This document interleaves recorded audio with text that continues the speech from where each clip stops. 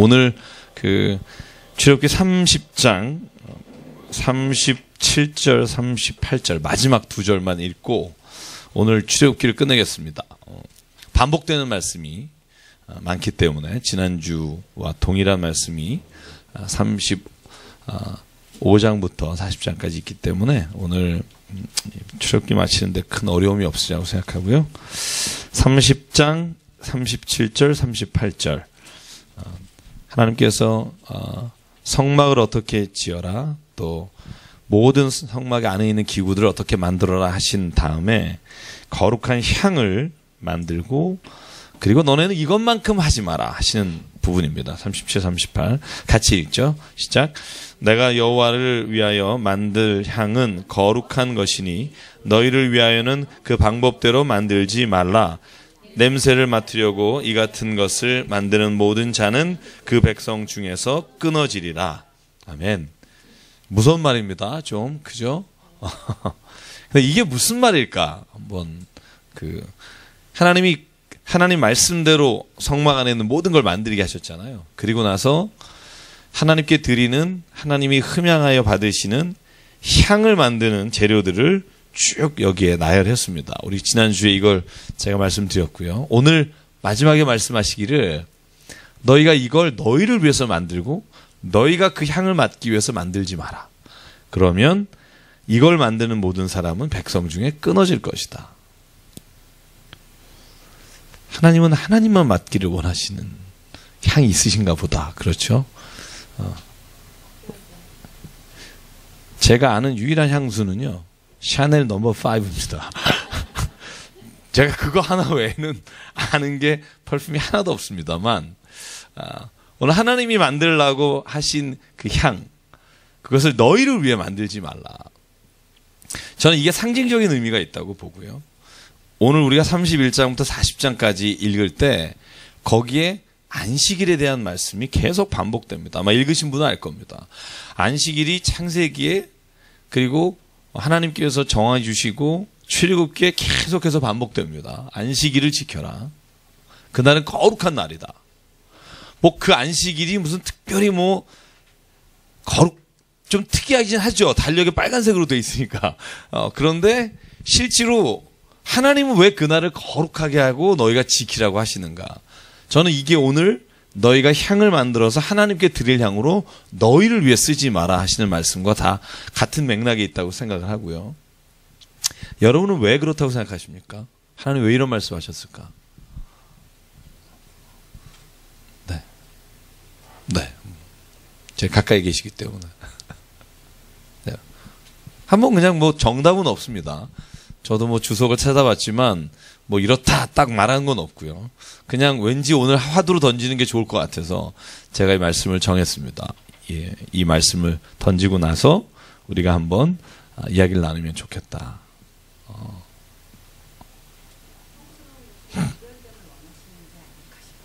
성스러운 구별됨, 그죠? 구별됨.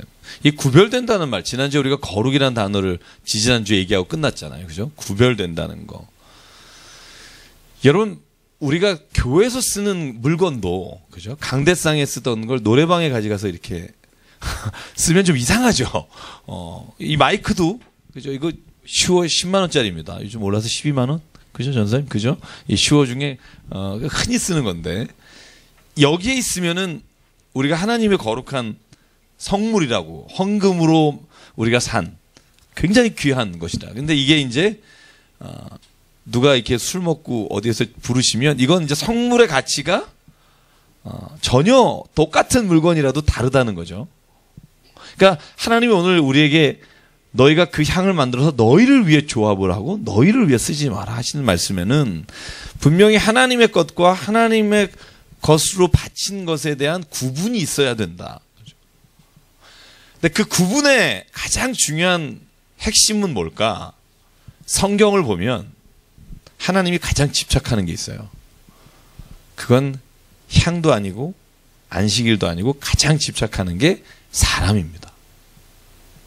저는 성경에 하나님이 그렇게까지 사람에게 너는 내 것이다라고 말씀하시는 장면이 성경을 읽어보면 거의 모든 성경에 그런 내용을 내포하고 있고요. 이따가 우리가 반복해서 보겠지만 하나님은 질투하시는 하나님이다.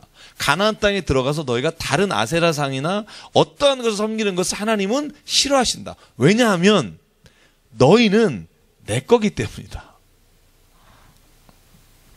너 안에 나 있다? 뭐 이런 거죠. 그죠? 그래서 하나님 그러잖아요. 너희에게 나의 형상이 있다. 여러분 자식을 낳고 자식에게 가장 원하는 게 무엇이세요? 물론 이제 상장. 제가 아는 분이 목사님이 목사님이 아니군요. 그 집사님이신데 오늘 저보다 연배가 아래인데 자기 아들이 상장 2개를 한꺼번에 타왔다고 1타 2석 그래서 사진을 올렸어요. 글짓기 대회에서 상탄 거하고 뭐 상탄 거하고 상장 2개를 촥 자랑스럽게 찍었어요. 그죠? 그 사진을 보면서 야 진짜 좋은가 보다. 그 생각을 첫 번째 했고 두 번째로는요. 이 아버지가 자식이 상장 타오는 것도 좋아하고 돈 버는 것도 좋아하고 다 좋아하겠지만 제일 좋아하는 게 뭘까? 제일 좋아하는 게 뭘까요? 건강한 거. 그죠? 왜 건강한 게 좋으세요? 자녀가? 건강해야 바르게 살 수 있고. 그죠? 물론 다른 옆집 애도 건강하면 참 좋죠. 뭐 뭐든 그러나 우리 애가 건강한 거고 느낌이 다르죠. 그러지 않으세요? 그죠? 왜 그러냐 하면 그 자식이 나에게 속한 나에게서 나온 자식이잖아요. 그죠? 우리 집사님 딸이 그죠? 뭘 하는 게 제일 좋으세요? 우리 박 집사님. 그죠? 네, 어떻게 살아가는 게 제일 좋으세요? 그렇죠. 건강하고 즐겁게 사는 거. 그죠? 그리고 또 하나 저는 자식이 제일 좋을 때가 제가 기억으로는 제 딸이 처음 아빠를 외쳤을 때.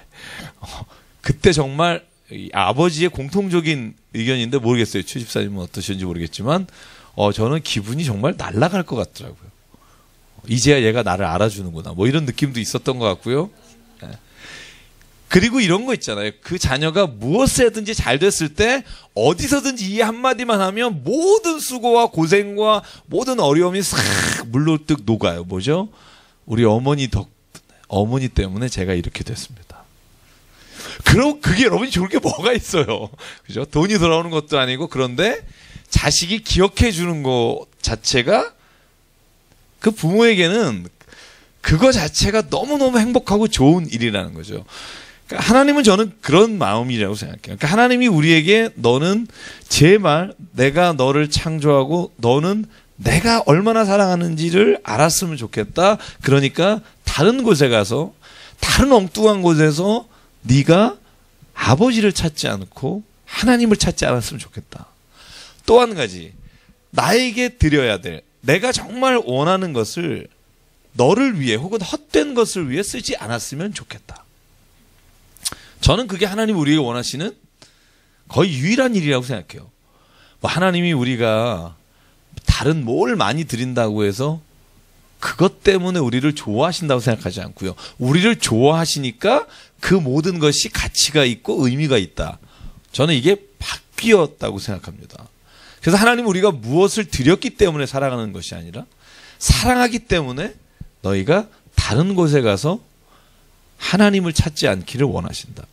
저는 이게 하나님의 가장 좋아하시는 것이다 생각하고요. 그러니까 31장으로 넘어가 보면 이제 그 하나님께서 회막 기구와 모든 성막을 만들 사람을 지정하시고 만들 것들에 대해서 말씀하신 이후에 12절에 보면 안식일에 관해서 또 얘기합니다. 앞에 안식일은 나왔거든요. 그죠? 출애굽기 20장에 보면 하나님이 첫 번째 모세에게 하신 십계명의 안식일이 있어요. 그런데 여기에 또 말하고요. 또 뒤에 또 말합니다. 왜? 안식일은 하나님에게 너무 중요합니다. 왜? 그 자녀가 그 아버지를 찾는 날입니다.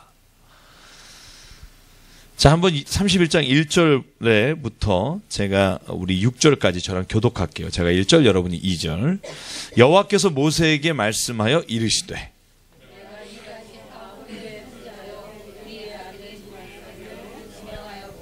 하나님의 영을 그에게 충만하게 하여 지혜와 총명과 지식과 여러 가지 재주로 보석을 깎아 물리며 여러 가지 기술로 나무를 새겨 만들게 하리라.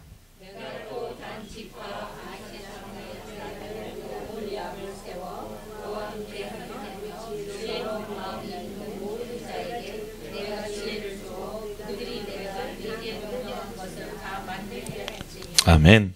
그 다음에 7절부터 11절까지가 앞에서 말씀하신 그 하나님이 만들라고 하신 종류가 다 나와 있습니다. 회막, 증거궤, 이 증거궤는 법궤라고도 부르고요. 속죄소, 속죄소는 법궤 위에, 그죠? 하나님께서 그룹, 천사의 모습으로 만들라고 하신 것, 회막의 모든 기구, 상, 그 기구와 순금 등잔대와 모든 기구와 분향단과 번제단과 물두멍과 그 받침과, 그리고 하나님이 지정하신 아론 지파의 제사장의 에봇 의복과 제사장 아론의 성의와 아들들의 옷과 관유와 성소의 향기로운 향을 만들어라 라고 지정해 주십니다. 지지난주 여러분 그림 다 보셨죠? 지지난주에 못 오신 분은 약올롭지 꼬납지로, 그죠? 우리가 쭉 보셨는데, 여러분 부살렐과 오홀리압이라는 사람, 이 두 사람을 하나님이 지정하시고요. 35장에서 40장까지 보면 이 두 사람이 모든 성막의 재료를 만듭니다.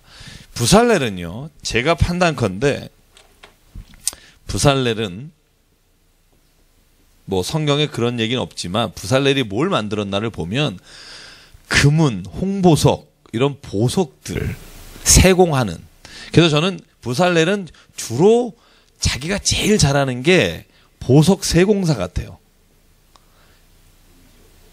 네? 우리 교회 청년. 네. 수요일날 안 오지? 그죠? 이셋자가 아니죠? 맞나요? 네, 맞는 거죠. 그래서 부살렐을 하나님이 책임자로 지으시고요.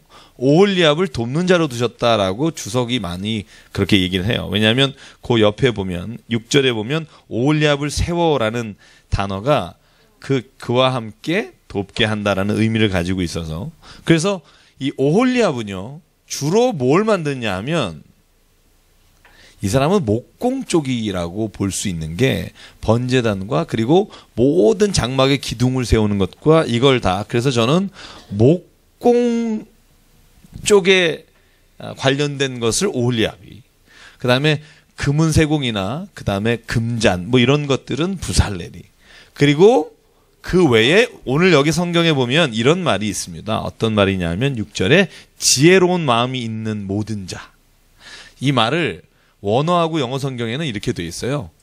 기술이 숙련된 사람들이란 뜻입니다. 그러니까 마음이 지혜롭다 이런 게 아니라 그 성막을 만들거나 아니면 여러분 털실로, 그죠? 염소털로 그 휘장도 만들고 하잖아요. 그 모든 일을 할 수 있는 기술이 있는 사람들을 부살렐과 오홀리압에게 모은 겁니다. 그 사람들이 다 모여서 이 성막을 만듭니다. 저는 이게 꼭 교회 원리하고 똑같다는 생각이 들어요. 그죠? 교회도 그렇잖아요. 각자가 다 가진 재주, 각자가 가진 그 달란트를 가지고 섬기잖아요.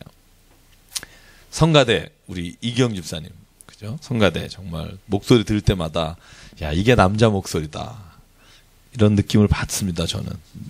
그럼요. 목소리만 이제 남자 같으시다 생각하고요. 그래서 이 달란트가 다양한 사람들이 모여서 이 성막을 만드는데 거기에 중심으로 세운 사람이 부살렐인데, 여러분 부살렐의 할아버지가 누구냐 하면 누구죠? 홀입니다. 이 홀이 누군 줄 아시죠? 출애굽기 16장인가에 보면 모세가 산에 올라가서 기도하고 여호수아가 전쟁할 때 손을 들었던 사람이 홀과 누구죠? 아론과 홀입니다. 그래서 아론과 홀이 한 손씩 들고 모세가, 그죠? 돌에 앉아서 하늘을 향해서 기도하죠. 그때 그 홀입니다. 같은 인물로 봅니다. 지파로 보면 유다 지파고 오홀리압은 단 지파인데, 그래서 이 사람들을 하나님이 세우셔서 사람까지 정해주세요. 이건 아직 짓기 전입니다. 왜냐하면 32장부터 34장까지 무슨 내용이 있냐 하면 모세가 이제 받은 내용이고 돌판을 들고 내려오는데 사람들이 금송아지 만들고 있잖아요. 돌판을 던지잖아요. 깨집니다. 그래서 35장에 다시 올라가서 받아요. 그래서 아직은 시작도 안 한 거예요. 그러니까 시작하기 전에 하나님이 사람을 세우시고 함께 일할 사람들을 보내주십니다. 그래서 여러분, 교회 일은 저는 그렇게 믿어요. 저도 마찬가지고 내가 하는 것 같지만 성경의 모든 고백이 그렇잖아요. 내가 하는 게 아니라 하나님이 나를 그 일을 맡겨주셨다라고 믿는 게 신앙입니다. 누구나 할 수 있지만 하나님이 특별히 나를 이곳에 보내주셨다라고 믿는 게 바울의 고백입니다. 바울은 늘 그랬어요. 하나님이 내 태중에 있을 때부터 나를 아시고 하나님이 나를 이방인을 위한 선교사로 세우셨습니다. 여러분, 그러면 이런 생각 들 거예요. 네가 그걸 어떻게 아니? 사람들마다 그럴 수 있어요. 그죠? 나를 그렇게 세우셨다 그럴 때 이렇게 질문할 수 있어요. 그걸 어떻게 아니? 어떻게 알 수 있어요? 내가 믿는 수밖에 없어요. 다른 사람에게 증명할 길이 없어요. 이건 이와 마찬가지예요. 이 강남 새삼교회를 하나님이 저를 보내셔서 세우게 하시고 여러분을 만나게 하셨습니다. 저는 그렇게 믿습니다. 누가 알아요? 그냥 제가 믿어요. 그럼 만약에 여기 같이 있는 사람들이 그걸 믿으면 하나님이 그 일을 통해 하나님의 일을 이루어 가실 줄 믿습니다. 그죠? 그게 우리가 할 수 있는 일이라는 거죠. 이 수요일에 간식을 주시려고 곽 집사님을 보내셨습니다. 그렇게 믿어요. 그죠?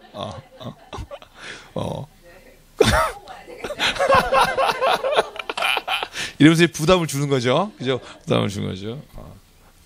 그러니까, 아니, 그 어떤 일이라도 저는 그런 생각 들고요. 우리 체육대회 한다고 선물을 내시라고 그러는데 지금 보니까 뭐, 품목으로는 20 몇 가지지만 한 60 몇 개가 들어왔어요. 자, 그러니까 그 마음이 얼마나 좋아요. 저희 교회 재정이 좀 어렵다 보니까 상품을 못 사서 집에 있는 거 하나씩 갖고 옵시다 그러는데 뜯지 않은 것들 다 갖다 주셔서 이걸 이제 다 주일날 나눠 갖는 거죠. 저는 그렇게 생각합니다. 세상에요, 우리가 믿음대로 되리라, 이 말은 성경이 저는 정답이라고 생각해요. 믿음대로 됩니다. 내가 하나님이 이런 일을 맡기시려고 나를 보내셨다고 믿으면 그 자리에서 그 믿음대로 되고요. 자녀를 향해서 하나님이 이런 계획을 주셨다고 내가 믿고 나가면 그 믿음대로 되고요. 솔직히 세상에 사람들에게 물어봐서 되는 거 아니고요. 누구랑 상의해서 되는 게 아니고요. 결국은 내가 믿은 대로 되고 내 자신이 믿고 확신에 거한 일 가운데 이루어집니다. 저는 그래서 성경에 말한 게 진리라고 생각해요. 일단 내가 믿어야 일이 시작되지. 내가 믿지 못하면 아무것도 시작도 안 된다는 거죠. 그래서 오늘 보십시오. 진짜 이 모든 일들을 이루어가는데 제가 강조해서 읽을 본문이 좀 있습니다만 제가 나중에 소개를 할게요. 안식일입니다. 12절부터 아까 말씀을 드렸지만 네.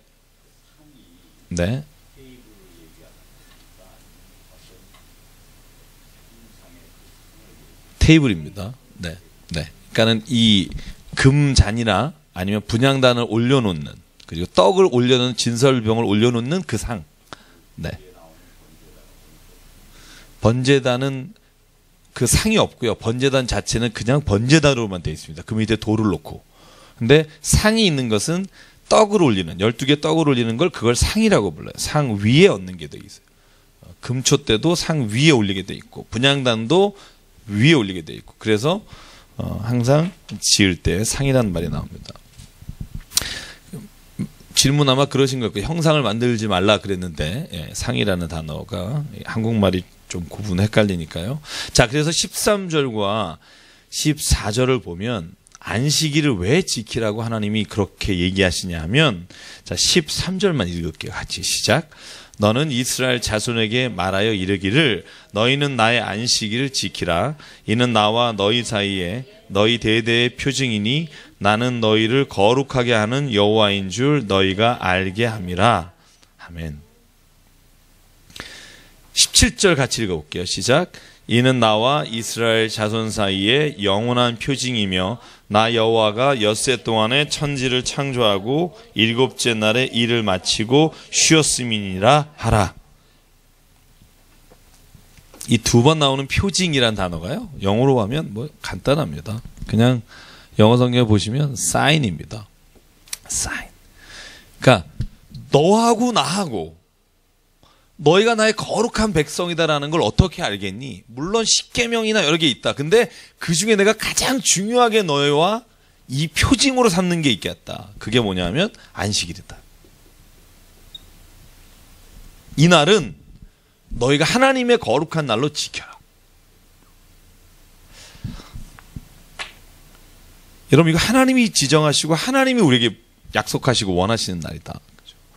그래서 이단들은요, 이 안식일을 지켜요. 주로 이단은 금요일 저녁부터 토요일까지 하나님의 교회인가? 거기도 그렇고요. 이 신천지는 안식일 날을 지키진 않지만 그 모든 신학적 배경에는 이 안식일과 12지파에 관한 걸로 가득 차 있어요. 그런데 우리가 왜 주일을 지키느냐? 여러분, 그거 잘 아시죠? 왜 주일을 지키죠? 로마 때 그건 이제 보통 이제 교회를 반대하시는 분들이 그런 얘기를 좀 하고요.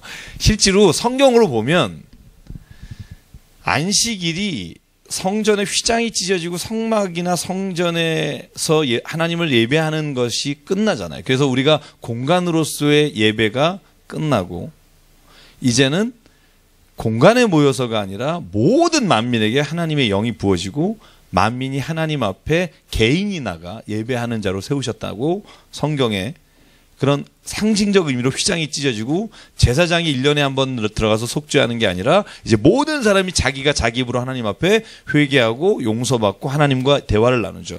이따 성경에 보면 모세가 왜 회막문에 들어가서 하나님과 하고 확 대화하는 얘기들이 있습니다.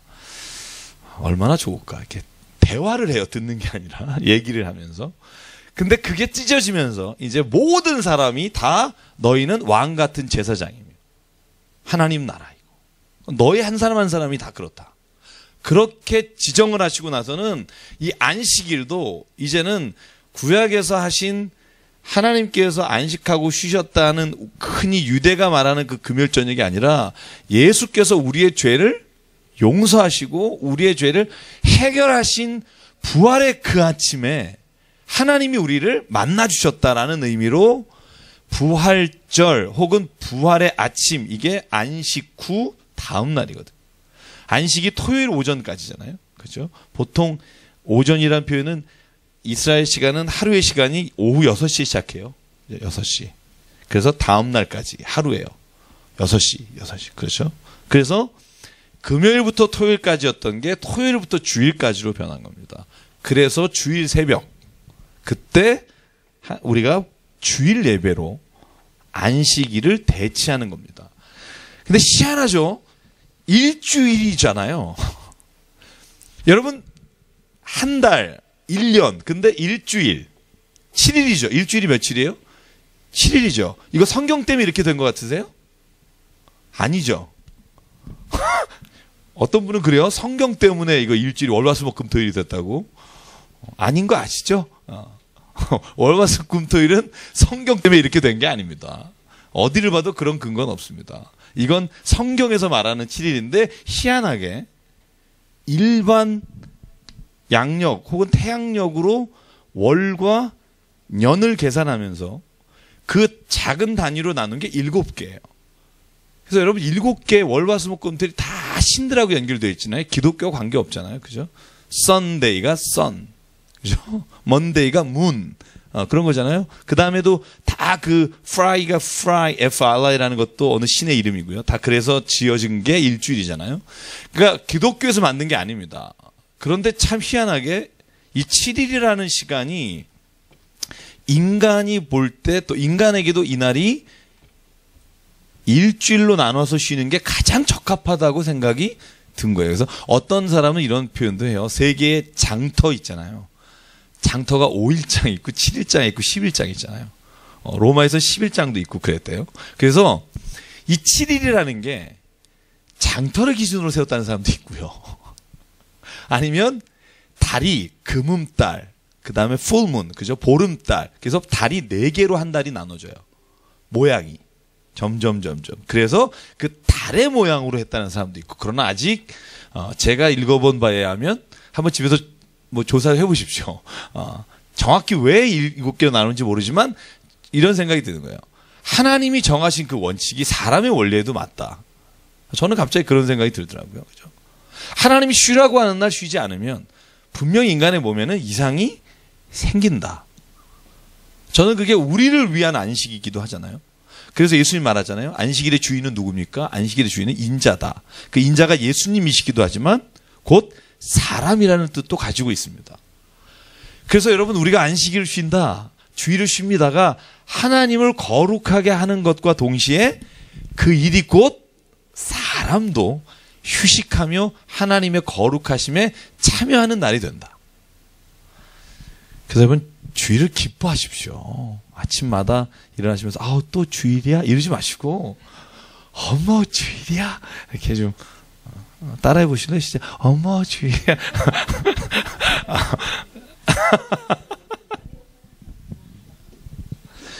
보통 주일은 좋은데 이제 자려고 좋아하시죠.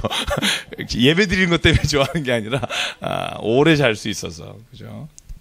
제가 아까 어디 모임에서도 제가 말씀드렸는데, 제가 요즘 읽은 게 김종훈 교수의 남자의 물건, 제가 요즘 읽고 있는데, 그 중에 제가 이제 모든 일에 관련해서 생각을 해요. 근데 거기에 사람을 참 기분 좋게 하고 젊게 만드는 게 뭔가 설레임이란 단어. 제가 이 단어에 요즘 꽂혔습니다. 그래서 그 교수님이 하는 말씀이 지금 안식년으로 가 있나 봐요. 안식년. 그래서 올해 2월에 나오는데 벌써 35판을 찍었더라고요. 35회. 근데 어쨌든 뭐 남자들에게는 참 도움이 되는 책 같긴 해요. 그분이 저 목사님 아들이시잖아요. 어쨌든 이 설레임이 없으면 우리가 삶에 있어서 굉장히 많은 부분들을 놓치고 잃어버린다. 근데 저는 주일이 그렇다는 생각도 해봤어요. 주일이 내가 정말 설레고 있는가? 제가 스스로에게 물어봤어요. 그 책을 읽으면서 정말 주일에 내가 예수님 만나고 그 교우들 만나고 예배 드리는 그게 참 설레이는가? 저는 우리가 10년이 돼도 100년이 돼도, 그리고 이런 복음성가 있어요. 1000년이 가도 이 설레임이 늘 있으면 좋겠다. 교회만 생각하면 막 두통이 생기면서 오늘 가서 무슨 일이 있나 이러지 말고, 교회만 생각하면 마음이 편안해지고. 제가 요즘 저 자신한테 실험하는 일이 몇 가지 있는데요. 제가 좀 스트레스 받지 말자. 어떤 일에든. 그래서 제가 멀티플레이어라고 늘 생각하고 있었어요. 한 3개를 한꺼번에 할 수 있다. 근데 제가 왜 그렇게 사람이 피곤한가 봤더니 모든 일을 한꺼번에 여러 개를 해요. 이거 고치자. 그래서 요즘은 한 가지밖에 안 합니다. 운전하면 운전만 하고요. 운전하면서부터 음악도 막 돌려가면서 듣고 막 들으면서 막 이렇게 그러는데, 음악 들을 때 음악만 듣고요. 책 읽을 땐 책만 읽고요. 성경 읽을 땐 성경만 읽고요. 인터넷 검색할 땐 검색만 하고요.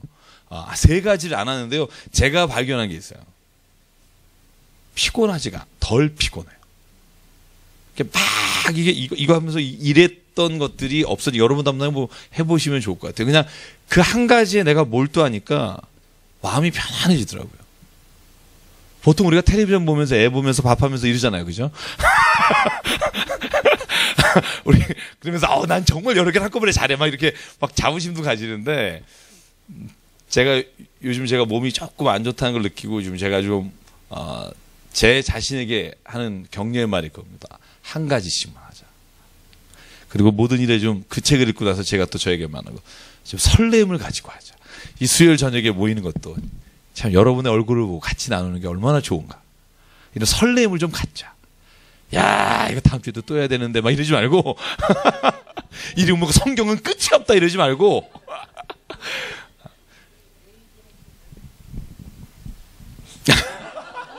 레위기는 빨리 끝낼 겁니다. 레위기는 2주에 끝낼 겁니다. 제가 27장이지만 레위기는 하여간 뭐 이렇게 썰고 이런 것들은 여러분 제가 그냥 사진으로 보여드리면서 딱딱 도표 나눠드리고, 그러니까 여러분 미리 머리 아프지 마십시오. 저도 이제 제가 이제 장수해야 되기 때문에 제가 이제 좀 편하게 하려고 합니다. 그래서 오늘도 제가 나와서 그냥 같이 밥도 먹고, 맨날 마지막 순간까지 막 뭔가를 해야 된다 그런 것 좀 있거든요. 그래서 이제는 제가 7시 전에 무조건 나와서 같이 먹는다. 이거 같이 먹고 얘기하려고 수요일 날 모인 거지 무슨 그런 생각이 들면서 마음이 편안해졌어요. 여러분도 같이 편안해지기를 원합니다. 예. 그런 게 저는 이 하나님이 안식일을 주신 의미 중에 하나라고 생각해요. 그날은 진짜 쉬어라. 쉬면서 너의 인생의 주인이 누군지를 좀 알아라. 누가 너를 만드셨고 누가 너를 가장 기뻐하는지. 여러분 우리에게 그런 안식이 되길 바랍니다. 그래서 사인이라는 거죠. 어버이날 전화 안 하는 딸은 그죠? 이 사인이 없는 거죠.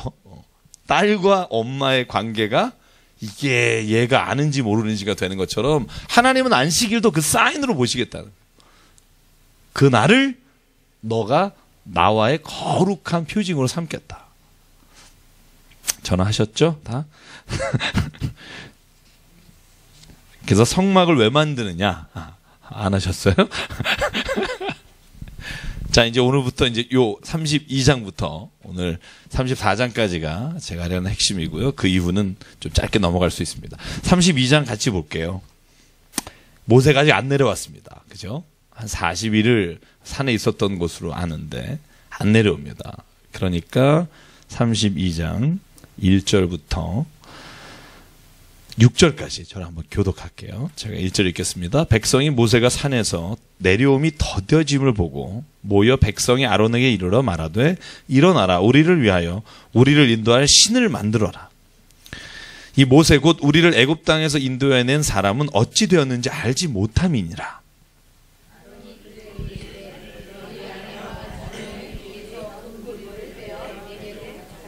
모든 백성이 그 귀에서 금고리를 빼어 아론에게로 가져가매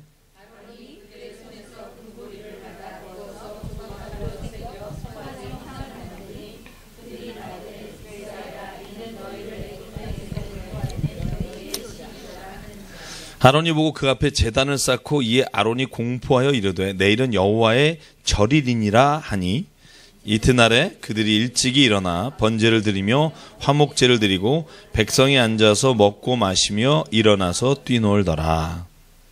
아멘 하기가 좀 그렇죠? 이 장면이 뭐냐면 모세가 산에서 내려오는 게 더뎌집니다. 그러니까 여길 잘 보셔야 돼요. 백성들이 아론에게 하는 말이 뭐냐면 두 가지예요. 하나는 모세가 올지 안 올지를 모르겠다는 겁니다. 그러니까 불안한 겁니다. 생각해 보세요. 광야에서 이끌어낸 게 누구예요? 모세잖아요. 모세가 하나님을 만나서 이스라엘 백성을 데리고 나왔고 모세를 통해서 하나님의 말씀을 들었고 모세를 통해서 하나님과 매개자 역할을 해줬는데 모세가 안 보이는 겁니다. 그러니까 사람들이 불안한 겁니다. 그러니까 이해할 수 있어요. 지난주에 김동주 목사님 말씀하신 것처럼 인간적으로는 얼마든지 이해할 수 있잖아요. 광야에서. 이제 앞길도 막막합니다. 그러니까 아론에게 뭘 요청해요? 제발 우리가 보고 가야 돼 하나님을 좀 만들어 다오. 이거 뭐 형상도 없지. 뭐 야 저게 하나님이다라고 말하는 건 하나도 없지. 그냥 막막한 광야잖아요. 그러니까 아론이 여자들과 자녀들에게 귀금속을 뺍니다. 귀에서. 그죠? 여자들은 이 광야에서도 귀에 금고리를 했다. 그죠? 근데 우리가 저 출애굽기 시작해 보면 왜 그렇게 했는지 아시죠? 하나님이 애굽에서 양과 염소 이 귀금속들을 다 받아서 나와서 광야에서 하나님이 쓰게 하시려고. 그죠? 그런데 그것을 우상을 만드는 데 쓴 겁니다. 원래 이걸 왜 주셨다고 그랬죠? 광야에서 하나님을 위해 쓰기 위해서 주신 건데 이걸 우상을 만드는 데 씁니다. 그런데 여러분 오늘 보면 제가 꼼꼼히 보면서 뭘 생각했냐면 보세요. 이 이스라엘 사람들은요. 다른 신을 찾은 건 아니에요. 성경에 뭐라고 나와요? 애굽에서 우리를 이끌어낸 하나님을 만들어라. 그죠? 1절에 분명히 나오죠? 우리를 인도할 신을 만들어라. 우리를 애굽 땅에서 인도해낸 사람은 어찌 됐느냐? 그러니까 이 사람들은 지금 그죠? 소위 모세가 말한 그 하나님을 좀 만들어 봐라 이겁니다. 급함은 이렇거든요. 급함은. 제가 누군지는 얘기 안 하고요. 제가 어제 신방을 했습니다. 개인 신방. 제가 연령도 얘기를 안 할게요. 근데 그 친구가 딱 어제 저에게 한 4시간을 같이 얘기하고 상담하고 기도하면서 마지막 한마디 하더라고요. 목사님, 제가 결정했습니다. 2012년엔 절대로 제가 점을 보러 가거나 제가 절대로 우리 집안에서 그거를 너무 요구하기 때문에 계속 그랬는데 앞으로는 제가 어디를 가서 어떤 경우에도 그러지 않고 주의를 지키기로 마음을 하나님 앞에 정했습니다. 제가 그냥 아멘 그랬습니다. 여러분, 우상은요, 하나님을 내가 보이지 않으니까 찾는 어떤 구체적으로 내게는 의미가 있는 걸 수도 있어요. 근데 하나님은 왜 그것을 없애버리라고 하시냐면 그것에 얽매여서 진짜 하나님이 내게 보여주시거나 나를 인도해 가시는 걸 못 보게 한단 말이에요. 왜? 점치러 가면 무슨 얘기예요? 아이고 많이 가보신 저도 알죠. 그래, 조상 뭐 있다, 그죠? 그러니까 사람은 그 말에 의해서 자기가 지배를 당하게 돼 있습니다. 그래서 저는 여기서 금송아지를 만들었잖아요. 금송아지를 만들어서 이것이 마치 하나님인 것처럼 여기서 뭐를 하는지 보실래요? 그 앞에 5절 보면 뭘 하죠? 제단을 쌓아요. 그리고 여호와의 날이라고 선포해요. 그리고 6절에 번제를 드리고 화목제를 드려요. 그러니까 금송아지를 세워놓고 하나님께 하는 거를 다 하는 거예요. 번제를 드리고 화목제를 드리고 제단을 쌓고. 그죠? 여러분, 하나님이 이걸 기뻐하지 않으신다는 겁니다. 내가 만들어 놓은 것을 가지고 그것을 하나님같이 여기는 거. 그게 하나님께서 가장 싫어하는 것. 그래서 나 외에 다른 신 섬기지 말라. 우상을 만들지 말라. 그죠? 내 이름을 망령되이 일컫지 말라. 이 모든 10계명의 1, 2, 3번이 다 하나님과 관련된 거잖아요. 하나님과 관련된 거. 제가 그랬죠. 십자가는 그러면은 우상 아닙니까? 이렇게 묻는 사람이 있다고. 네, 말씀하시죠. 네, 가르치셨습니다.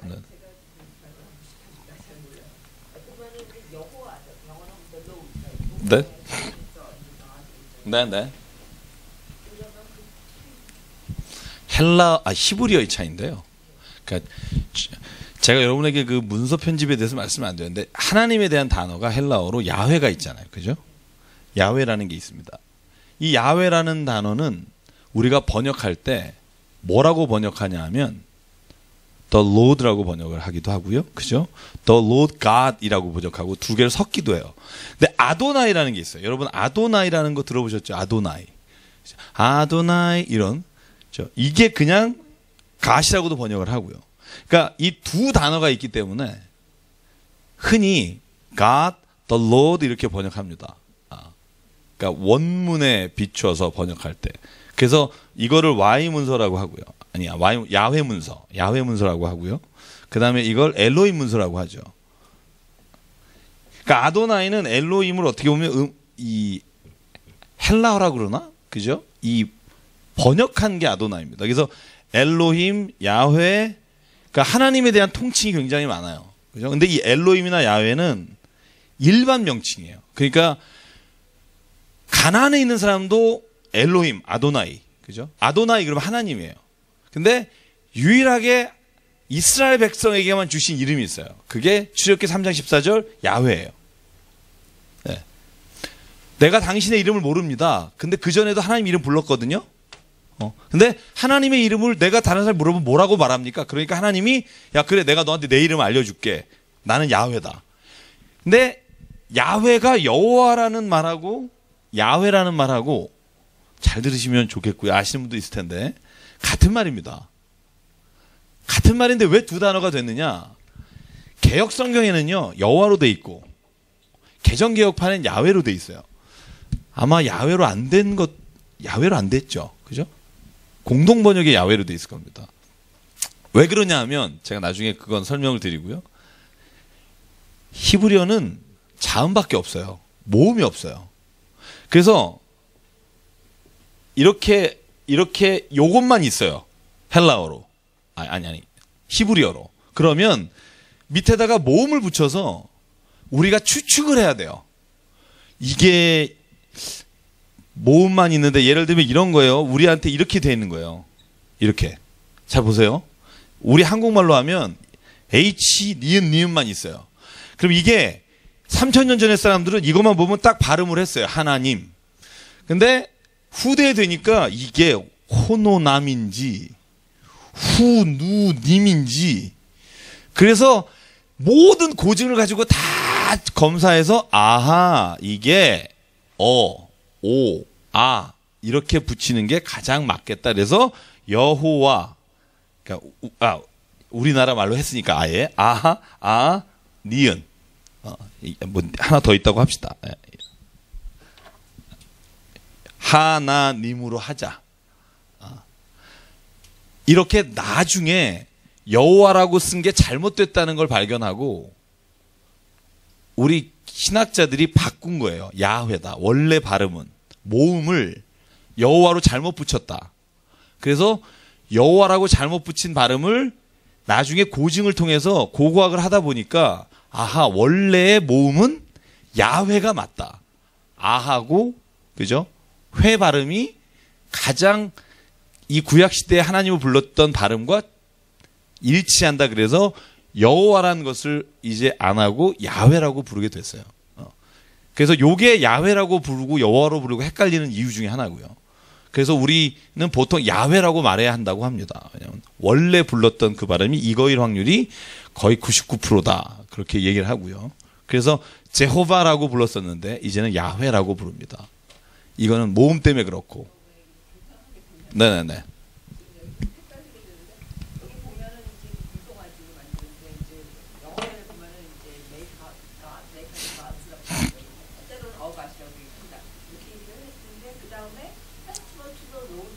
네네.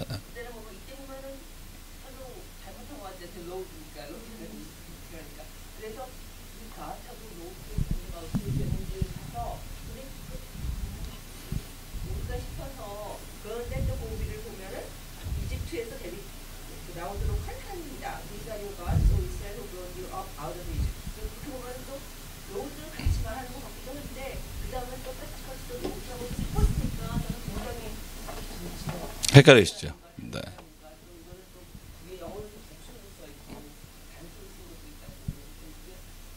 신약에 가서 헷갈리는데요. 제가 이제 연구한 게 마테마가 누가, 요한에서 하나님의 명칭에 대해서 제가 논문을 썼는데요. 재밌어요. 누가복음에는요. God이라는 것보다 The Lord라는 단어가 거의 다예요. The Lord our God 이런 표현도 있지만 왜 그럴까? 그래서 주로 누가복음은 이방인을 향한 복음이라고 우리가 알려져 있어요. 그래서 거기는 12사도만이 아니라 70인의 제자. 제자의 범위가 굉장히 넓습니다. 그래서 The Lord라는 단어는요. 주인이라는 뜻이에요. 그래서 어느 마태복음에 Master라고 되어 있어요. 주인님이라는 뜻으로 되어 있습니다. 그래서 이 단어 자체를 분석해 보면 그 공동체 안에서도 하나님을 불렀던 이름들이 다 좀 달라요. 하나님이라고 부른 데도 있고 주님이라고 부른 데도 있고 그 다음에 마스터 이거 뭐 주인님 뭐라고 번역할지 모르겠지만 그러니까 호칭이 다양해요. 그래서 구약에 보면 그 호칭 때문에 야훼 문서, 엘로힘 문서, 듀터노미, 신명기 문서 이렇게 문서설이라는 게 있어요.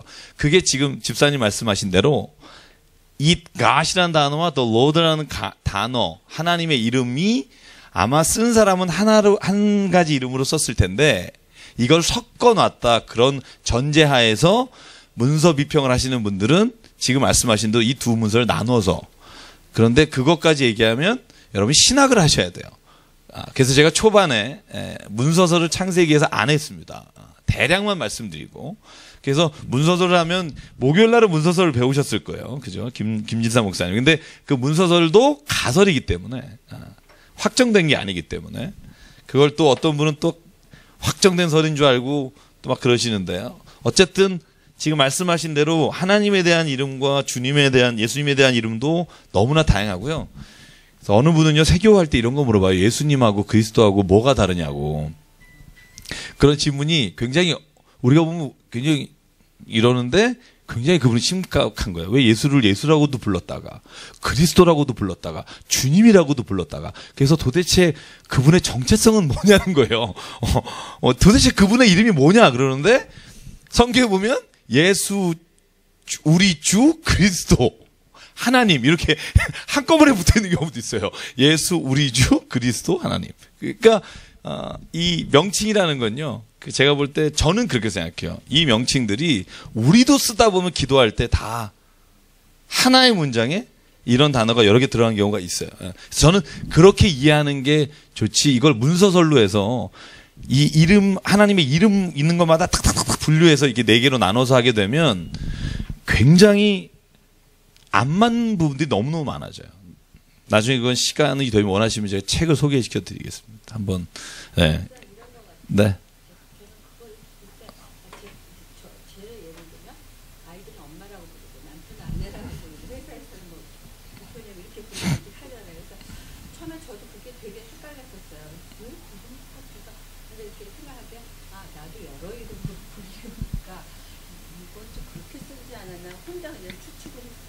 그렇죠. 그리고 우리가 기도할 때 보면 저도 하늘에 계신 하나님 정말 우리가 이렇게 아플 때마다 고쳐주십시오. 그리고 주님 뭐 이렇게 우리가 한 사람이 그 단어를 여러 개 쓸 수 있다고 저는 봐요. 그래서 저는 이 이름을 가지고 이렇게 지나치게 나누는 건 조금. 근데 하여간 예리하십니다. 그것 때문에 하여간 문서설이 나왔고요. 뭐 벨하우젠이라든가 폰라드라든가 이런 사람들이 아주 그런 걸 잘 연구해 놓은 책들이 있습니다. 네. 자, 그래서 어쨌든 어디까지 잠깐 갔었지만, 그죠? 32장 8절 9절에 보면 여호와께서 모세에게 말합니다. 이 백성이 목이 뻣뻣하다. 그죠? 이거는 저기 나이가 들어서 목에 이런 디스크가 왔다는 게 아니고요. 교만하다는 뜻입니다. 교만하다. 왜냐하면 내가 그렇게 말을 했는데 송아지 상을 만들어서 그것을 하나님이라고 부른다. 그래서 사랑하는 여러분, 저는 그런 생각해요. 우리가 하나님을 만들지 말자 이런 얘기를 늘 드리는 이유가 우리가 보는 하나님은 한 사이드라는 거예요. 그죠? 한 사이드. 예를 들어서 막 고난과 막 역경 막 진짜 막 바닥을 기는데 하나님이 기도했는데 건져주셨어. 그래서 그런 사람은 이런 신앙이 있어요. 하나님은 정말 어떤 상황에도 무조건 건져주신다. 기도만 해라. 근데 그 얘기 듣고 계속 기도했는데 기도할수록 계속 일이 안 되고 누가 어느 자매가 저한테 말했지. 저는 강남교회 온 이후부터 일이 안 돼요. 막 그런 경우가 있어요. 그러면 그분은 어떻게 하나님은 아무리 기도해도 하나님은 나에게 참 응답하지 않으신다. 근데 그 친구도 어느 순간에 가면 하나님이 나를 이렇게 바꾸시려고 하셨구나라고 본인이 깨닫는 때가 또 있어요. 그리고 난 다음에 하나님이 다시 세워주는 시간이 있고, 그러니까 이 하나님을 체험하는 단계가 사람이 똑같지가 않아요. 대표적으로 바울하고 베드로 보세요. 두 사람이 하나님 만난 배경과 이런 것들이 너무나 다르다고요. 그죠? 그래서 실제로 제가 교회 목회하면서 가장 생각하는 게 뭐냐면 하나님에 대해서 우리가 가지고 있는 생각들을 같이 나누고 같이 기도하고 같이 이야기하는 게 굉장히 중요하다. 그래서 셀이라는 게 필요한 거죠. 내가 요즘 이렇게 기도했는데 왜 내 기도는 안 들어주실까? 그러면 또 그런 경험이 있던 사람이 말씀할 수 있잖아요. 실은 나도 그런 적이 있었는데 나는 이런 시간에 이렇게 할 때 그때 하나님이 나에게 이렇게 해주셨다. 그죠? 우리 최경 집사님이 곧 그날이 올 텐데 그런 시기들이 그리고 또 어떤 분은 진짜 하나님이 교회 나오는 순간부터 그의 삶에 동행하시고 하나님께서 물질을 부어주시는 경우도 있고 막 이런 경우가 있단 말이죠. 그죠? 그런 경우에도 어떻게 이것을 내가 믿음으로 바라봐야 되는지에 대한 서로의 고백이 필요하다는 거예요. 그래서 저는 여기에서 그 우상에 관한 말씀을 계속 이제 32장부터 34장까지 나오는데, 네.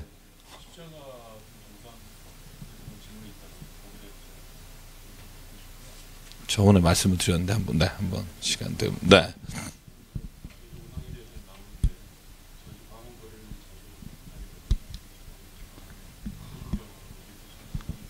네. 동상에 대해서 어떻게 기독적인 입장에서는 그걸 어떻게 이제 맞는 건가요? 그냥 좋은 위인들이라 생각하시면 될 것 같아요. 네. 특별하게 뭐 네. 뭐 이순신 동상에 예배드리고 그러진 않으니까요. 저는 뭐 그 큰 의미는 없다고 생각하고요. 이 십자가는 제가 예전에 한번 말씀드렸어요. 기억나실지 모르겠지만 십자가는 우리가 기독교에서는 우상이 아니라 상징으로 보죠. 그러니까 예를 들면 예전에 로마 시대에 박해당하던 사람들이 익두스라고 하는 그죠? 물고기를 그려서 예수 그리스도는 우리의 구주다라는 그 그리스어의 앞대가리를 딱 따서 하면 익투스가 돼요. 그래서 바닥에 이걸 그리면 간첩 접선하는 거죠. 아, 기독교인. 이렇게. 그래서 실제로 십자가 그러면 우리가 기독교가 믿는 하나님, 기독교가 믿는 종교가 도대체 뭐냐? 그러면 그 상징으로 십자가라는 것을 우리가 말하는 거지. 이게 십자가가 또 우상이 되면 안 돼요. 저희 교회 처음 개척했을 때 레카스에 십자가 없었어요. 그랬더니 한 어머니와 두 모녀가 교회를 찾아오셔서 뒤에서 예배드리다가 중간에 일어나서 벌떡 나가시더라고요. 그리고 하신 말씀이 저는 못 들었는데 뒤에 있던 분이 어머 여기 십자가도 없어. 그리고 예배 중간에 확 나가셨다 그러더라고요. 어떻게 오셨다가 그죠? 그분에게는 십자가가 없는 곳은 교회가 아니다라는 생각이 있는데 저는 또 그게 이단들이 하도 많으니까 그래도 일단 기본적으로 십자가는 있어줘야 마음이 편안한 거죠. 아 여기는 진짜 기독교구나 이런 느낌 그죠? 그러니까 이건 상징이지 그죠? 우리가 이걸 경배하거나 예배하거나 십자가가 없으면 그건 교회다 아니다 이렇게 말할 수 없어요. 십자가 없는 것도 교회입니다. 여러분 나중에 한번 요번에는 저희가 안 하지만 내년에 1월에 우리가 성지 가잖아요. 요번에는 안 가는데 우리 터키에 갑바도기아를 가면 거기에 지하 굴교회가 300개 이상 있어요. 320개인가. 거길 제가 갔었는데요. 거기는 십자가도 없고 아무것도 없어요. 들어가면. 근데 재밌는 게 뭐냐면 예수님의 형상 그죠? 그리고 세례 요한 막 이런 것들을 다 그려놨어요. 너무 아름답게. 근데 여러분 혹시 아시겠지만 김동주 목사님이 쓰신 책을 보면 성상 파괴 운동이라는 게 있어요. 로마 시대 때 AD 한 600년이었나? 그죠? 이 뭐냐면 모든 성상은 우상이다. 예수님의 얼굴도 다 파괴해야 된다. 그래서 그 성상 파괴 운동의 사명을 가지신 스토사님들과 이분들이 모든 교회, 모든 동굴에 있는 성상을 지우러 다니셨습니다. 그래서 갑바도기에 가면 멋있는 성화가 그려 있고요. 기본적으로 굉장히 높은데 정말 그 성상 파괴의 사명을 가지신 분들이 사다리를 놓고 모든 얼굴을 지우셨어요. 그래서 가면 아름다운 그림이 코가 없고 눈이 없고 100% 한 군데도 제대로 된 데가 없어요.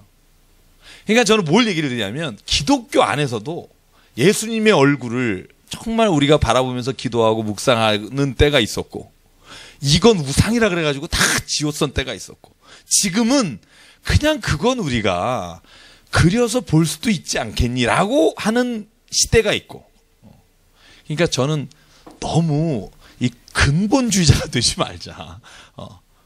가서 또 막 이거 지우고 나서 또 나중에 아 내가 왜 그랬을까 이러는 경우도 있을 수 있다는 거예요. 그래서 저는 너무 아까워요. 그 보시면 알겠지만 그 카타콤과 같은데요. 갑바도기아 거기가. 근데 거기서 정말 순교하는 마음으로 기독교를 지켰던 사람들이 그려놓은 그 아름다운 성화들이요.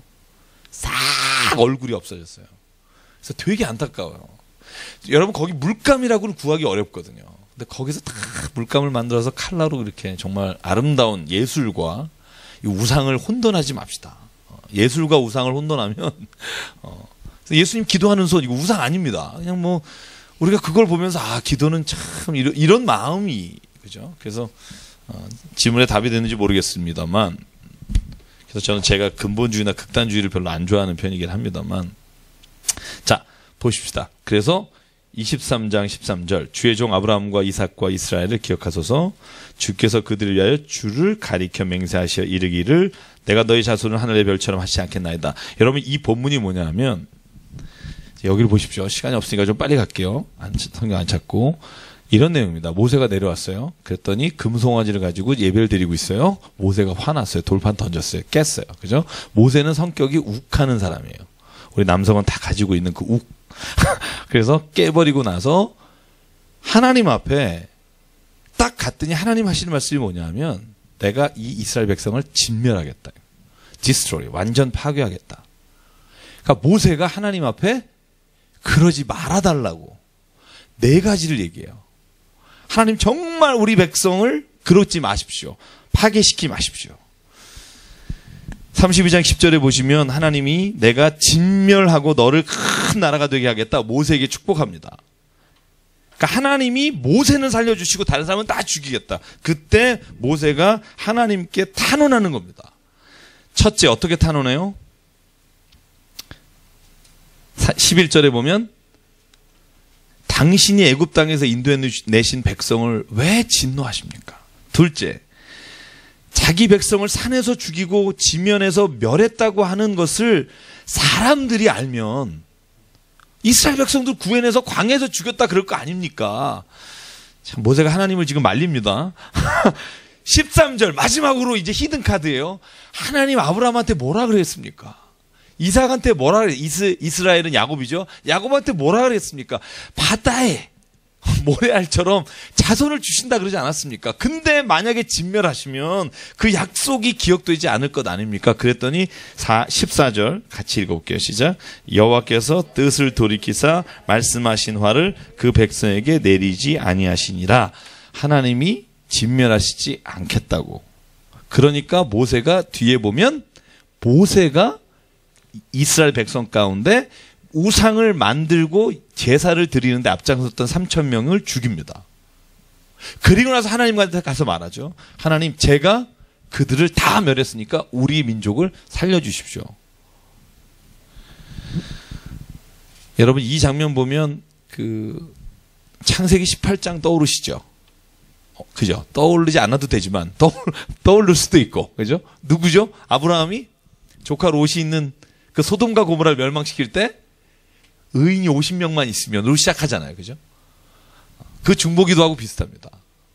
여기서 모세는요, 너를 통해서 큰 민족을 세우겠다 할 때 하나님 나는 그건 고맙지만 이스라엘 백성을 멸하면 하나님 이렇게 사람들이 말할 거 아닙니다. 하나님 말립니다. 어느 정도까지 말리느냐? 제가 넘겨서 볼게요. 성경을 보면 32장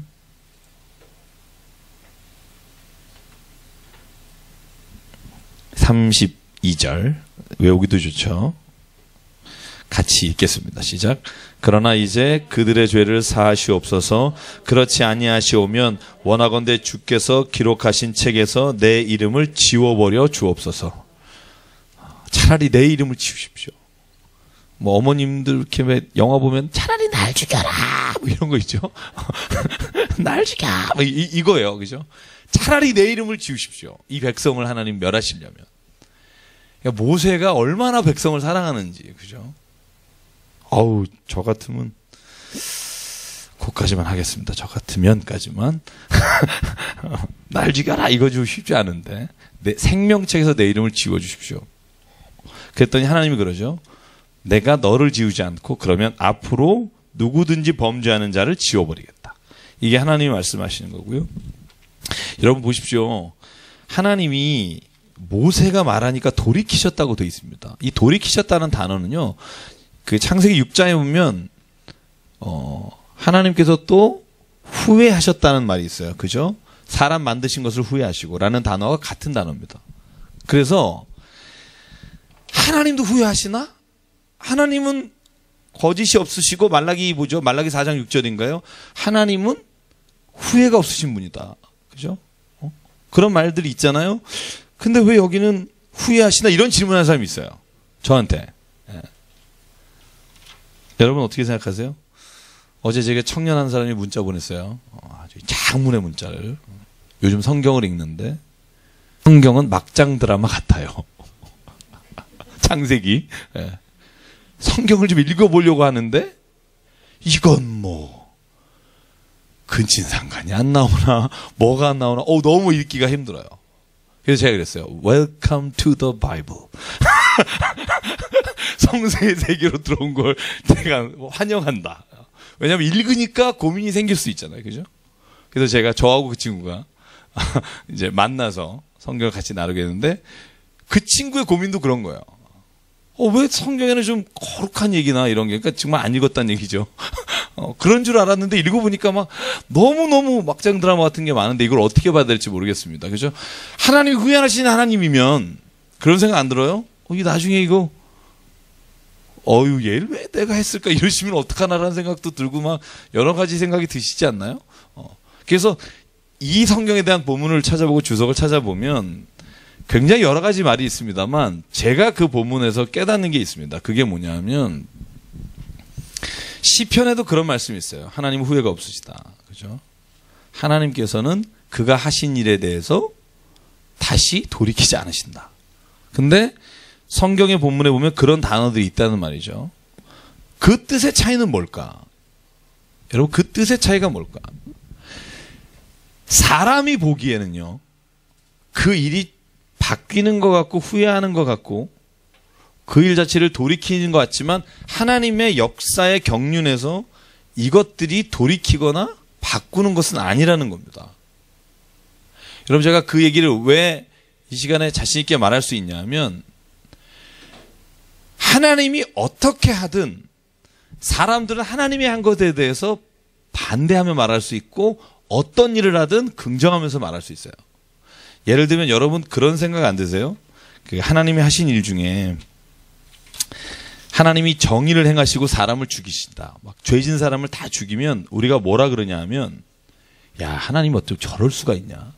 그러다가 하나님이 하나님을 따르고 하나님을 믿는 사람들이 죄를 졌는데 그에게 불을 주시면 뭐 저딴 하나님이 다 있냐? 대표적인 게 창세기 12장에 아브라함이 자기 부인 사라를 누이라고 얘기했을 때 오히려 그곳에서 제발 이 재산 줄 테니까 너 가라 그래서 가나안 땅에 재산을 가지고 돌아왔다 이런 본문이 있잖아요. 그거를 읽으면 아니 하나님이 공의로운 하나님이라고 하는데 아브라함이 그렇게 어떻게 보면은 사실이고 어떻게 보면 아니죠. 왜냐하면 진짜 누이니까 어떤 관계에서 사촌이니까. 근데 거기를 왜 축복하셨냐? 야, 이거 자기 믿는 사람만 축복하는 거 아니냐라고 볼 수도 있고 어떤 경우에 이렇게 잘못했을 때 하나님이 3,000명을 죽이시면 야, 뭐 하나님이 저러냐? 사람을 이렇게 죽이냐라고 말할 수 있어요. 그죠? 이게 근데 하나님만 어려우냐? 아니에요. 이렇게 우리가 말하긴 쉬운데요. 이 두 가지는 늘 어려워요. 사랑이라는 것과 정의라는 건요. 늘 같이 우리가 이 두 가지를 행하고 살기가 너무나 어렵다는 거예요. 여러분 이런 어려움을 경험해 본 적 없으십니까? 아마 매 순간 아닙니까? 저는 제 딸에게도 어떤 때 사랑을 베풀고 어떤 때는 이 정의를 가르쳐야 될지를 모를 때가 있습니다. 유명한 라이브드 리버라는 사람이요. 제가 전공하는 윤리학 학자인데 이런 말을 해요. 하나님은 사랑의 하나님인데 이 사랑의 하나님이 그 사랑을 우리가 살고 있는 지구에 그대로 적용할 수가 없다는 거예요.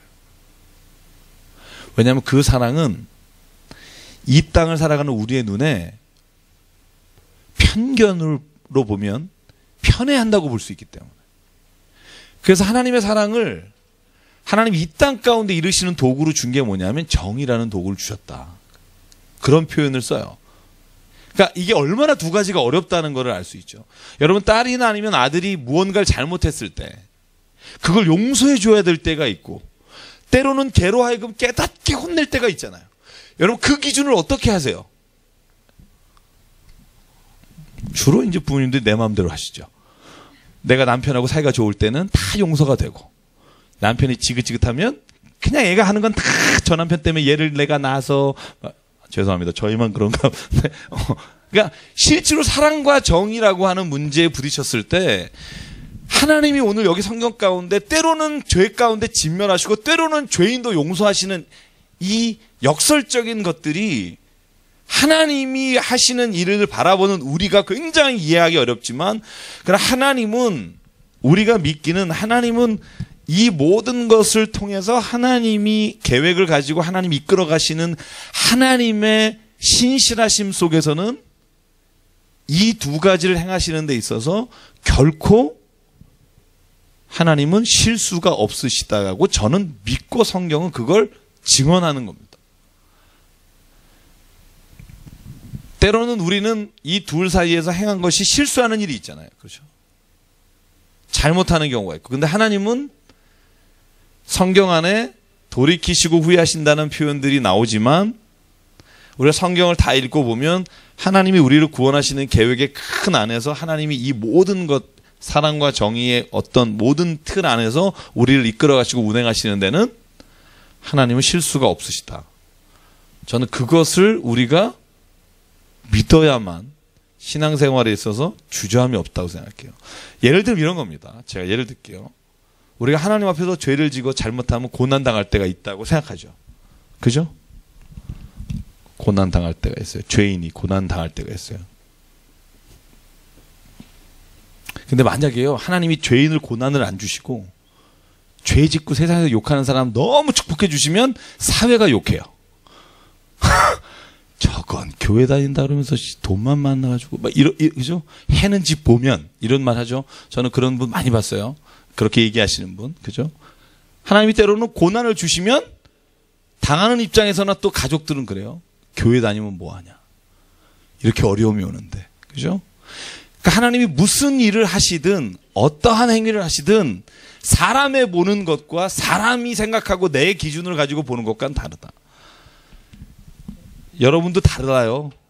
여러분 자식이 잘못했을 때하고 옆집 똘똘이가 잘못했을 때하고 여러분이 그 아이를 대하는 기준이 달라요. 자기 자식은 아무리 실수를 해도 얘에게 가해지는 것이 가혹하다고 느껴지고요. 옆집 애가 우리 애 때리거나 이랬을 때는 그에게 주는 별이 좀 약하다고 생각하는 게 사람이 가지고 있는 생각들이라는 거죠. 그래서 그 생각들을 놓고 하나님을 보면 늘 이건 왜 이랬을까, 이건 왜 이랬을까 하지만 저는 성경에 하나님의 경륜과 하나님의 역사하심에 놓고 보면 하나님의 그 계획과 역사 안에서 이 이야기들은 저는 흠이 없이 실수가 없이 진행하신 하나님의 역사의 섭리 안에 있다고 믿습니다. 이건 믿음이죠. 이걸 제가 객관적으로 말하는 게 아니라 믿음의 눈으로 말하는 겁니다. 그래서 이 믿음의 눈과 객관적인 눈이 참 힘들어요. 그죠? 때로는 이것 때문에 우리도 혼돈할 때가 있고 내 자신에게 이루어진 일들을 이해 못할 때가 있고. 여러분, 그래서 늘 저는 그런 생각해야 된다고 생각해요. 내가 죄 가운데 있고 잘못하는데 일이 잘 되면 두려워하십시오. 오히려 그런 마음을 가지는 게 신앙의 마음이라고 생각해요. 교사이간 여러분, 오늘 이제 끝내야겠네요. 그죠? 시간이 32장만 할게요. 32장. 제가 32장 24절만 볼게요. 24절 보면 아론이 모세가 묻는 말에 거짓말합니다. 그죠? 무슨 거짓말이냐? 네. 같이 읽어볼게요. 시작. 내가 그들에게 이르기를 빼내라 한즉 그들이 그것을 내게로 가져왔기로 내가 불에 던졌더니 이 송아지가 나왔나이다. 그죠? 야, 이건 거의 무슨 그죠? 이건 요즘 하는 매직쇼인데요. 그죠?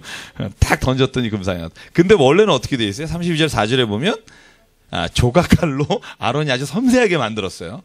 그죠? 급하면 뻥을 쳐요.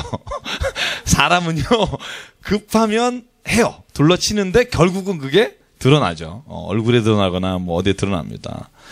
그래서 결국 오늘 성경에 보면 28절에 보면 하나님이 죽이신 게 아니라 모세가 이 중에 우상을 만드는데 참여하지 않는 자가 누구냐? 그러니까 레위 지파가 나오고요.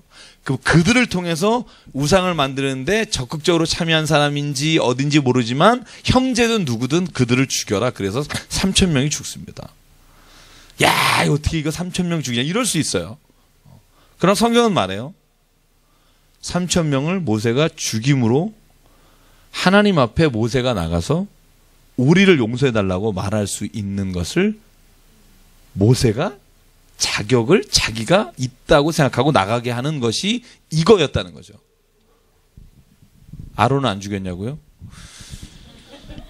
그럼 물어봐야겠네. 왜 안 죽였냐? 그래서 혹자는 그럽니다. 아론이 이거로 인해 가나안 땅에 못 들어갔다. 아니면 던졌는데 이렇게 피했을 수도 있겠고. 근데 제가 늘 말씀드리지만 우리가 여러분 어제 오늘 아침인가 제가 텔레비전 보셨어요? 세르비아나 이런 데서 전쟁에서 지뢰로 발라가고 막 이런 사람들이 배구팀 만들어서 앉아서 기어다니면서 하는 배구팀 세계 1위예요.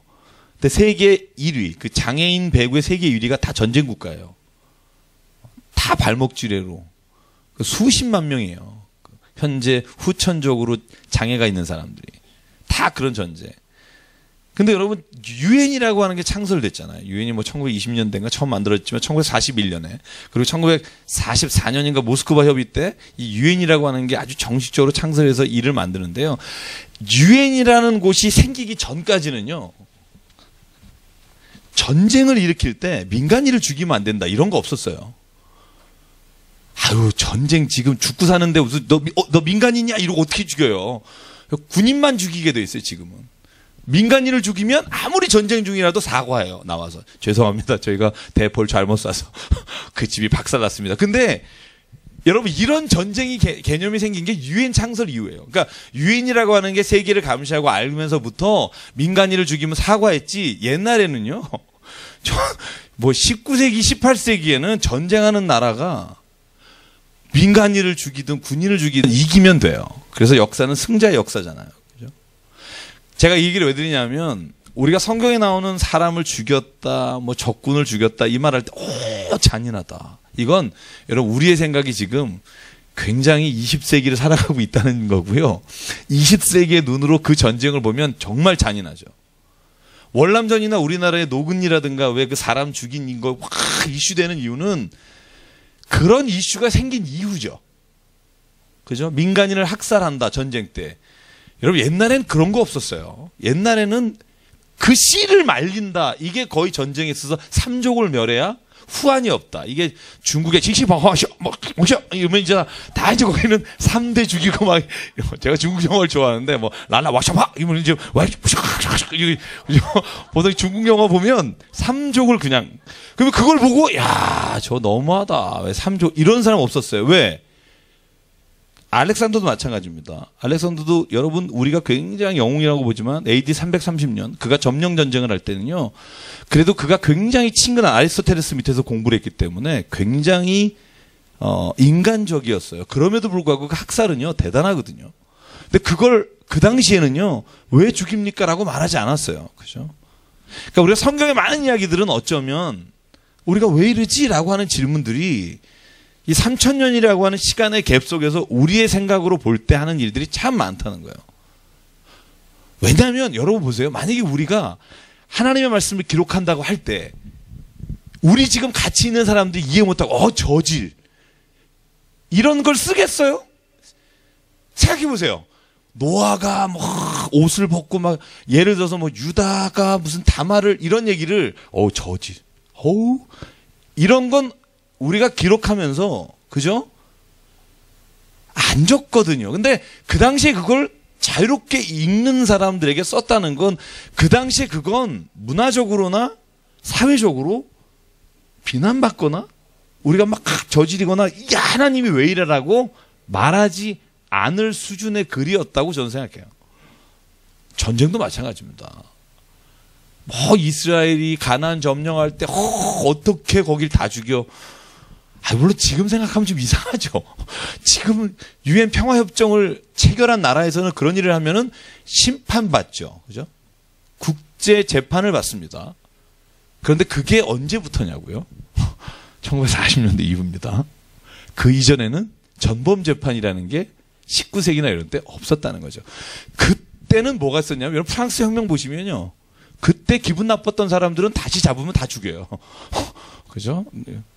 단두대라는 게 생겼잖아요. 왜? 갚는 거죠, 그냥.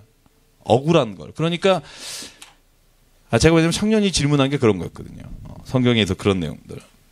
그래서 제가 저와 여러분이 오늘 이 이야기도 마찬가지입니다. 3,000명을 죽였다. 이 이야기도 모세가 이스라엘 백성 안에 진리와 정의를 잡기 위해 모세가 행한 그 당시에는 이해할 수 있는 일이었다는 겁니다.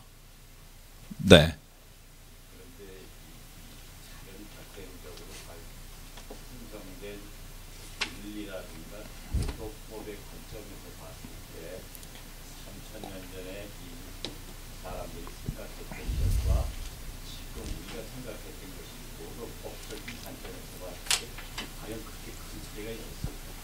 있죠. 여러분 그 홉스의 리바이던이든가 아니면은 그 마키아벨리의 군주론을 보면요.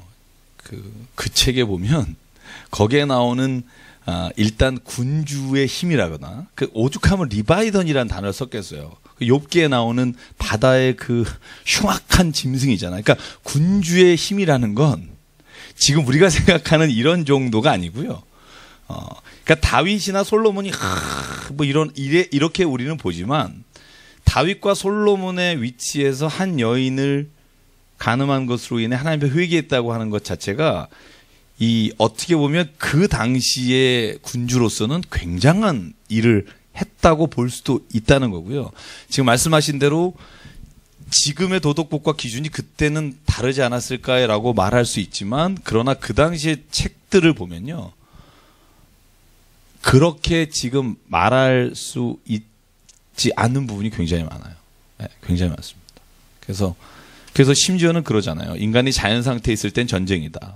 그러니까 군주가 오히려 있어야만 이 모든 내추럴 상태에서 이 모든 인간의 싸움을 다 조절할 수 있기 때문에 군주가 필요하다는 역설을 한 게 물론 시대적 상황도 있지만 그 전권을 줘야 한다는 거거든요. 전권을. 그랬던 시절이죠. 제가 볼 때. 네네.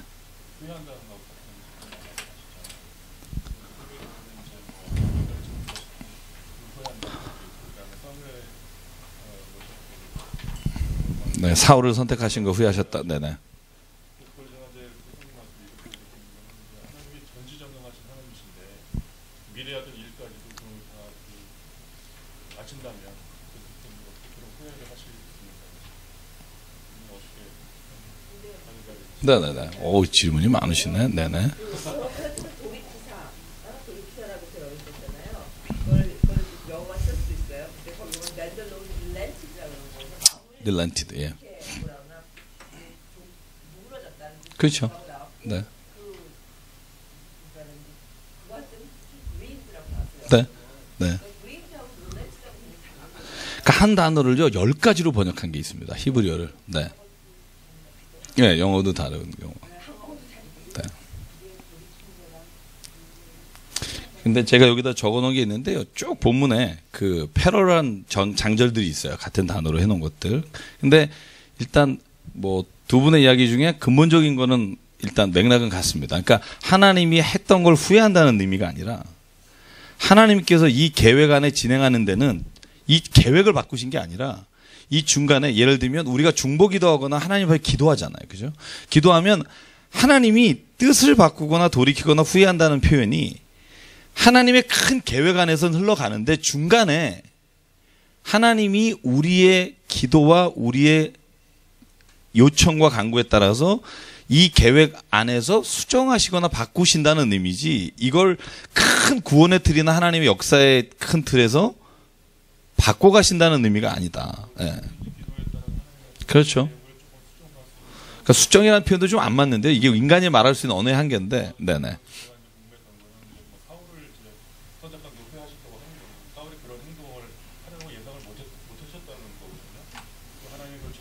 전지전능하신 하나님이 미래를 모든 걸 다 아시는 건 아니신 건가 그런 생각이 이제 복잡한 이제 프리 자유의지와 뭐 이런 모델이 있어서 그 다음 주에 제가 그 서두에 말씀을 드리고 시작할게요. 왜냐하면 실제로 하나님이 모르고 계셨다는 건지 하나님이 우리의 자유의지에 맡긴 건지 이 두 가지가 항상 성경을 해석하거나 나의 문제를 해석할 때 항상 그 중심의 단어입니다. 그래서 다음 주에 제가 시작할 때 잊지 않고 그 얘기를 제가 꼭 말씀을 드리고 일단 제가 같았다고 아까 봤는데 곽주에 한번 제가 이따 히브리 성경 볼게요. 네네네. 어떤 단어가 쓰였는지. 자, 다른 질문 없으시면 기도하겠습니다.